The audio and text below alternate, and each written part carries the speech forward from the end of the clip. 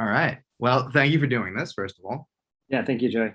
Of course. And it must feel pretty good right now because you make a film and I think you go in pretty sure you got something there. But obviously it's a doc. Anything can happen. You film it, you probably still feel pretty good. You start to show it to people, they feel good. Like there's so many steps where it can go wrong still. And the fact that, how was this 2 years later that you're finally, the last couple of weeks, people were seeing it. People are like paying money to see it. It has to just feel good in the sense of I put a lot of work in and I want this subject matter to be important and I want Addie to be seen by even more people who don't just watch MSNBC and stuff. Have you like taken a moment to just sort of enjoy like I successfully did this?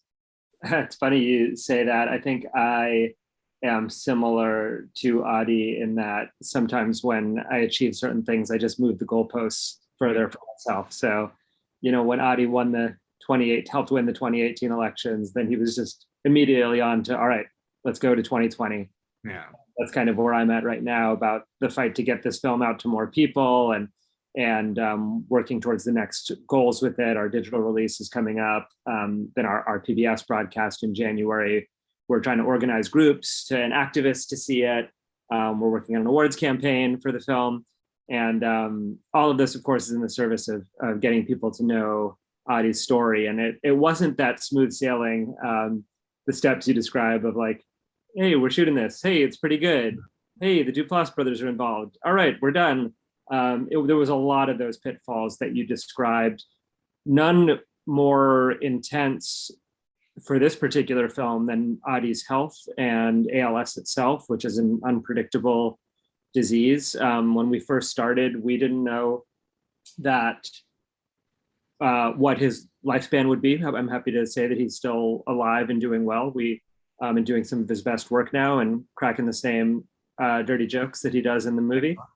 And we didn't know that his voice machine would work and that we'd still be able to have this great relationship that informs the structure of the film. So yeah, you're asking all the right questions, and it does feel good that we were able to show the film to Adi in Los Angeles just about 2.5 weeks ago. We had our LA premiere and Adi came out and he got a big standing ovation. And that was something I had basically promised him now 3.5 years ago. And so with all those uncertainties that you described, that did feel really good to be able to do that for him. Yeah, and it is sort of navigating oddly uncharted territory because normally you make a somewhat biographical documentary. You hope to run that person ragged campaigning later on in the year. Just like as much as they want you to do things, they want the subject matter to do it. And like that's just not something that's feasible. I mean, you even see in the documentary like the fact that like he needs to slow down. And I'm sure there were very odd conversations that had to be had about like, well, what are we gonna film? Like when do we stop filming? Like what happens if the worst case, like all the things you don't want to talk about, there, and obviously having to do Duplass Brothers helps, but like there's money people who want to know you're gonna finish a film and have a real film. Like at a certain point you have to have those odd conversations. Like how do you navigate that so you're not, because obviously everything is made here with such like love and respect and just rightly admiration for the man. Like how do you make sure you're not talking about him as an object essentially? Yeah, those are all great questions. I think that in terms of the story, as with any kind of feature character driven documentary, it wasn't clear that we had an end point. There were many ups and downs along the way. There were many threads of Adi's work that we followed that didn't end up making the film.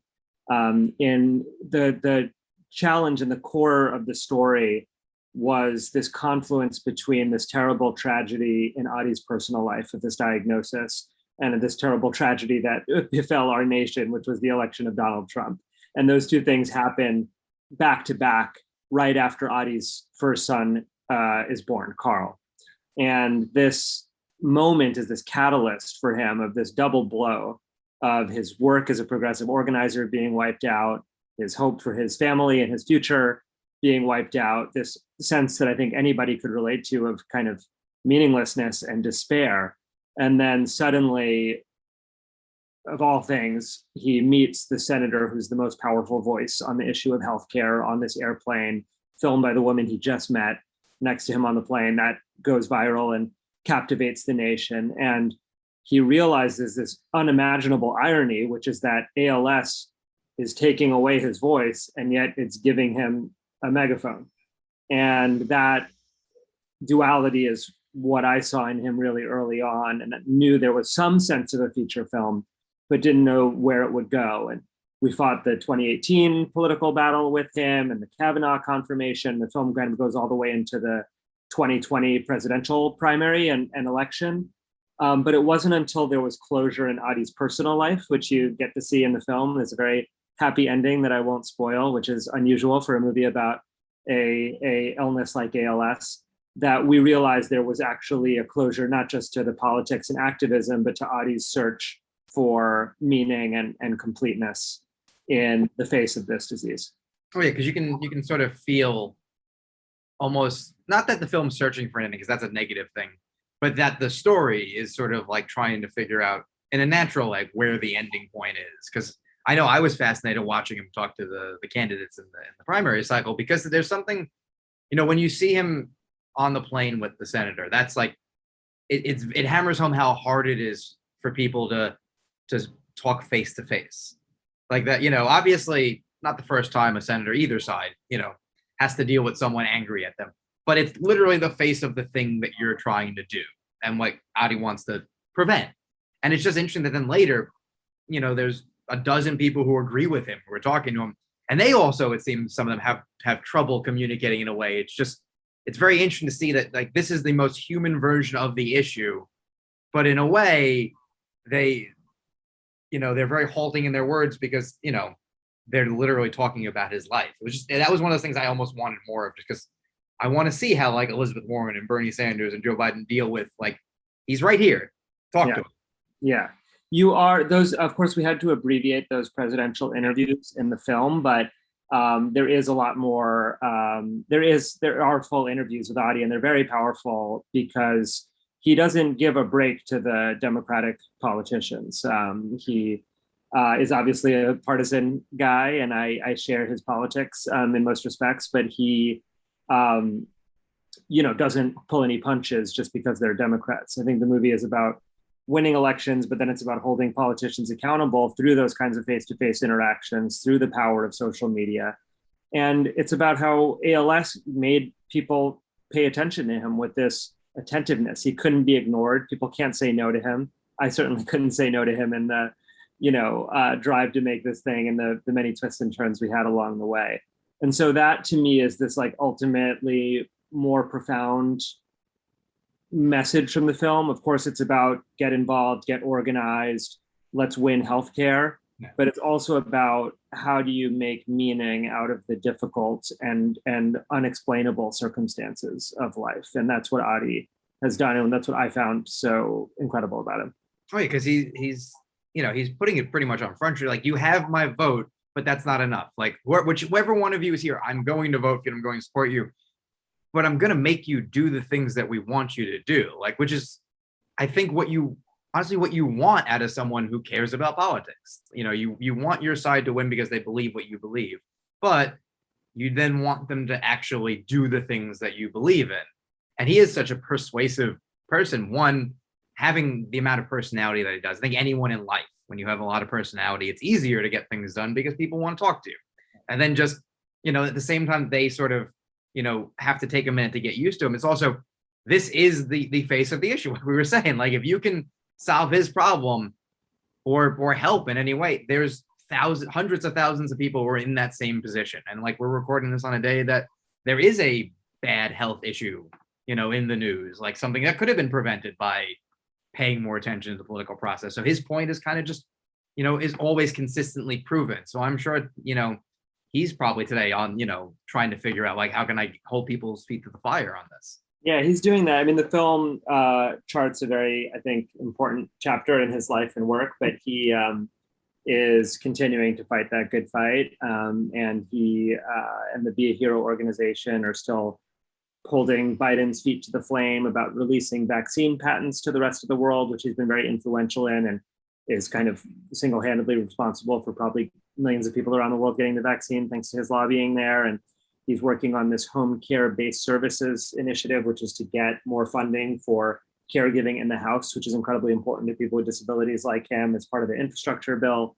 And he's, of course, fighting this fight for Medicare for all, which is what you see in the climactic scene of the film. And so it was hard to know where to stop, as you pointed out, with these kinds of doc projects.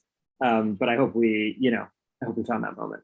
How do you even just dealing with him? He's such a strong personality. Like, how do you say, like, okay, we're done for the day, or maybe this isn't what we should focus on? Obviously, you try to be as uninfluential as possible in what he's up to, but in any interactions that you're having, how do you manage someone who is, literally his life's goal is to get his way, and Yes. it's a life and death scenario, but that's going to extend into other things. Like, oh, you want to make a movie about me? At the same time, we're going to do this my way. Like, how do you navigate?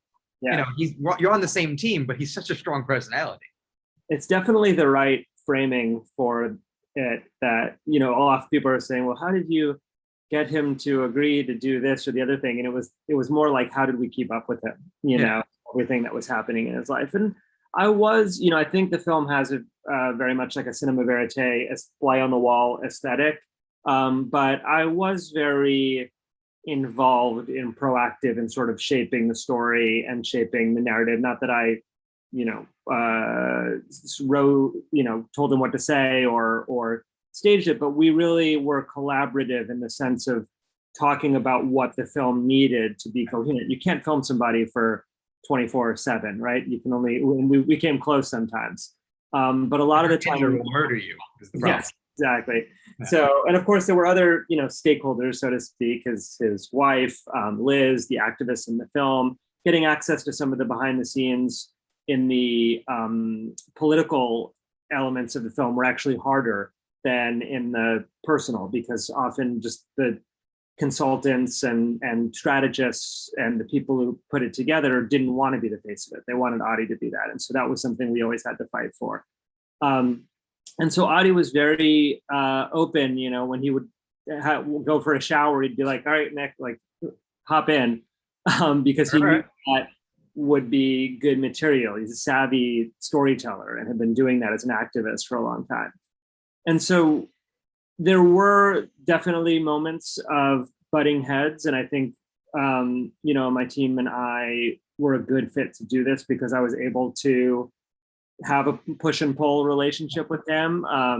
There were things that, we let him see a rough cut and give notes. And I took the notes that I thought were right and helped the story. And there were others that I thought didn't work. And this is, it's a movie about him, but it's an editorially independent and journalistic and observational thing. It's hard to make something that doesn't make him look like a rock star, because he is, and I'm not objective about my friendship and admiration for him.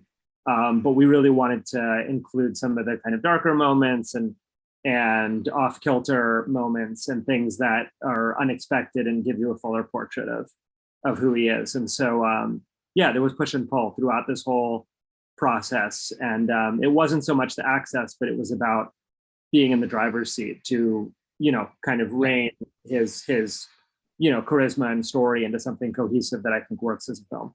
For sure. I mean, people always get very confused when they see like a written by or a screenplay credit on a doc. And it's like, well, it's kind of more of a legal thing than they didn't sit and write a script per se. It's like you said, like kind of like a roadmap. Like, okay, we need to get from here to here. I need these things. Like, we're going to capture them in the course of filming. But, when I sat down to know I want this movie, I need, you need conflict. You need balance, like whatever you think. Obviously, you're the filmmaker. He's not. So when it comes to that stuff, you probably have to you got to trust me. It's not my first rodeo. Like, I have this, you'll be happy, or at least mostly happy, but you have to let this happen this way.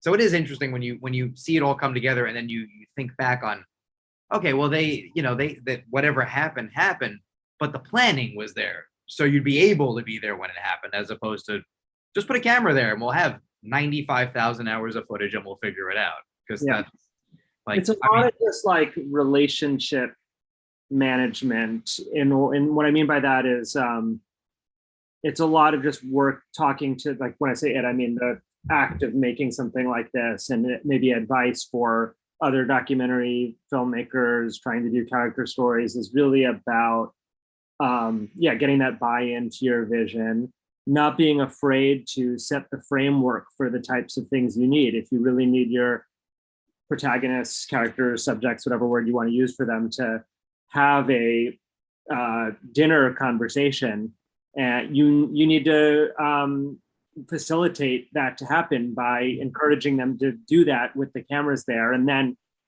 let their emotions and natural dialogue come out. So my co-writer Amanda and I never wrote dialogue for the movie, but we certainly set framing ideas for what ended up becoming scenes in the film.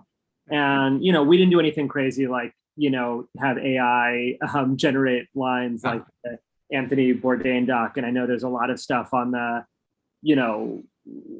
people have a lot of there's a lot of evolving dialogue about ethics in documentary film, but I generally believe in the higher truth, that the film, you need to craft a story to get to the higher truth of what was actually there. There's no purely objective, put a GoPro on somebody for their entire life and make a film of that. You have to make choices as a filmmaker that are the film, not the person's life. Oh yeah, no, it's funny. I love my dog has a big opinion there. I love the Anthony Bourdain doc. And then when I heard about that, you initially have to oh, does this mean it's bad now? And then when you think about it, you're right. Maybe that's not the way everyone goes about it. Maybe it's arguably not even the better way to go about it, because it is sort of putting words in someone's mouth. But does it get to the truth, and is it honest to the person? It is a balancing act. I think, not everyone who does that type of documentary trick, if you want to call it a trick, is doing it the right way, and not everyone's doing it with malice. I think it's more of a case-by-case basis. And I think in that scenario, when you're, your thesis is very much on trying to understand kind of kind of knowing the unknowable person, it almost makes sense. But in your case, you're right. If you just started having him say things because you needed it, you would feel it, because he's not a guy who's silent, even though, by the end his voice is taken. This is a person who always lets you know what's on his mind. Yeah. It was a really interesting balance of him both being very forceful about authenticity, but also having this very inherent understanding of what he and some of the other activists call political theater, which is this need to make a scene, and whether that's personal or political, in order to call attention. And that's what he did on that plane, right? He knew how to modulate his voice. It wasn't like he was just this, young father, the way the news portrayed him. He was a lifelong activist who had spent years talking to politicians in person. And so that nexus of all that happening on that plane gave him that just unique moment. And so he was savvy about the process of making this. And, he's continuing to be a really great ally and force in getting it out to the world. And we're doing lots of screenings and events and impact work with the film together. So that part of it, to your original question, is very rewarding. Awesome. I don't want to take up much more of your time. I know you kind of mentioned he saw it, and obviously you want him to be happy, but you don't necessarily want him to think it's perfect, because it's supposed to be somewhat objective. But I wanted to just sort of end on, what does his family think of it?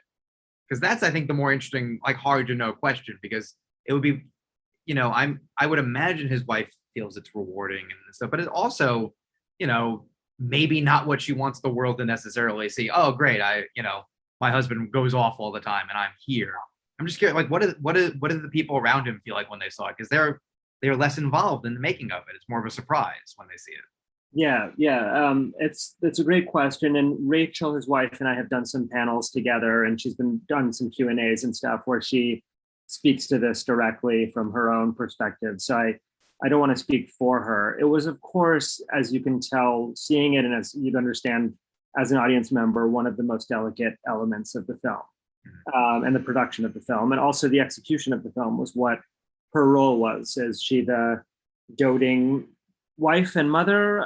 Is she a more complex, and as all real people are, character with her own, thoughts and opinions and needs in terms of Adi's work, in terms of her own career? And so that was something. I think ultimately she a supports Adi's political work and understood how this film fit into that and that mission. I think B, she felt like and feels that other families might be able in situations like this where there's a serious illness or a caregiving need could learn something from their situation, not just from Adi, but from her in terms of her own resilience and being the position that she's in. And I think felt open to sharing that with the world. And then C, and maybe most importantly, I think both of them wanted to have a time capsule for Carl and now, spoiler alert, Willow, to know what this point in this time in their life. And so I think certainly it was a sacrifice for Rachel to put her family on display this way. She says in the film that she's a introvert and this is not her default mode to, go parading around. But I think all of those reasons, made her buy in. And I think we lived up to the, promises and sensitivity that we were able to offer her at the beginning. We filmed, there's a lot of people who didn't make the cut. I filmed quite a bit with Adi's parents who were both around and his father came to the premiere, and that was very sweet because he gave me a really nice hug and said that the film was a gift. Nice. Yeah, so, no, nice. I think the interesting thing will be in like 10 years when Carl watches it. And it's like, oh, that's what he was up to. Because that's the thing, that, like you said, it's a great time capsule of like, this is what dad sounded like. This is what was going on. But also, look at you. But also like, in case it's just going to be weird. Like, wait, we were in a movie? That's just going to be, I think, fascinating. You're going to get an email one day and be like, hey, you directed me. And you're like, well, I didn't really, but thanks. I hope he says thanks. It was interesting. Rachel told me that at the screening in LA, which Carl didn't come to, it was the first time that Carl said that he really wants to see it. Yeah. Because he's, I think, 5 now, significantly older, and of course has a much better understanding now of Adi's state. In the film, he's a toddler and of course doesn't understand, but now he's now in a position to understand, okay, his dad is different from other dads, and I hope that they really have this amazing bond, and it's been very inspirational to me. I'm a dad also, to see how they've grown together. And I really hope that in a few years or 10, I do get that email. I hope Adi's still with us at that time and can be copied on it. But I think that was a big motivator for Adi and Rachel was for that experience one day. Because it's true with ALS, and with anybody, I wish I had made a film like this about my dad when he was, so I think it's a nice side benefit. And I think if other audiences can get some of that feeling of connection, we've had a lot of people come up to me after the film saying that their father had ALS or somebody they know had a degenerative and they felt seen in this movie and a naughty story. And to me, that's really the best thing I can ask for. Awesome. Well, again, thank you for doing this and congratulations again on it.